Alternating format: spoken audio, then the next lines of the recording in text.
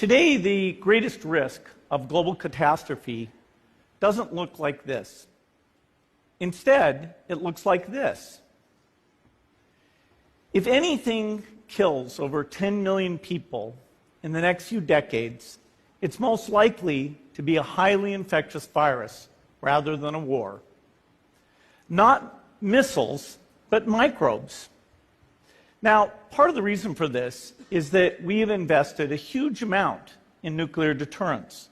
But we've actually invested very little in a system to stop an epidemic. We're not ready for the next epidemic. You can have a virus where people feel well enough while they're infectious that they get on a plane or they go to a market. The source of the virus could be a natural epidemic like Ebola, or it could be bioterrorism. And so there are things that would literally make things 1,000 times worse. In fact, let's look at a model of a virus spread through the air like the Spanish flu back in 1918. So here's what would happen. It would spread throughout the world very, very quickly.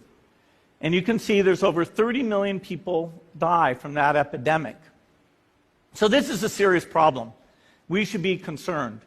But in fact, we can build a really good response system. We have the benefits of all the science and technology that we talk about here. We've got cell phones to get information from the public and get information out to them. We have satellite maps where we can see where people are and where they're moving. We have advances in biology that should dramatically change the turnaround time to look at a pathogen and be able to make drugs and vaccines that fit for that pathogen. So we can have tools, but those tools need to be put into an overall global health system, and we need preparedness.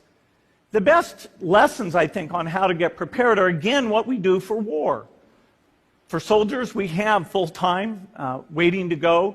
We have reserves that can scale us up to large numbers. NATO has a mobile unit that can deploy very rapidly. NATO does a lot of war games to check, are people well-trained? Do they understand about fuel and logistics and the same radio frequencies? So they are absolutely ready to go. So those are the kinds of things we need to deal with an epidemic. What are the key pieces? First is we need strong health systems in poor countries.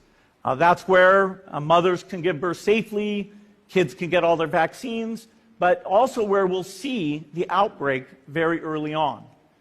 We need a medical reserve corps. Lots of people who've got the training and background who are ready to go with the expertise.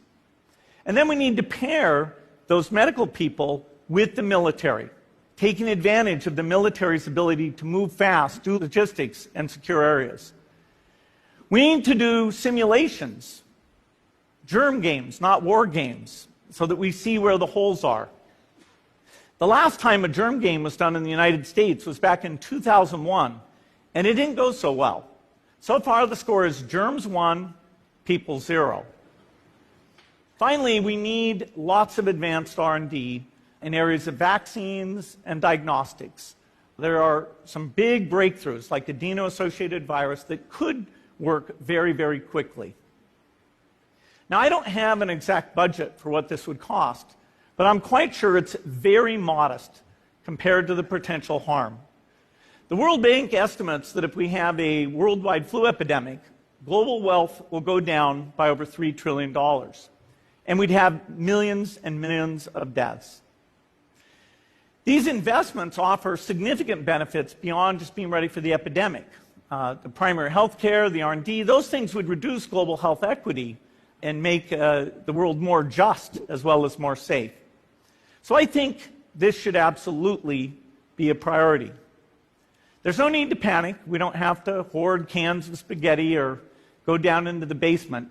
But we need to get going because time is not on our side. In fact, if there's one positive thing that can come out of the Ebola epidemic, it's that it can serve as an early warning, a wake-up call to get ready.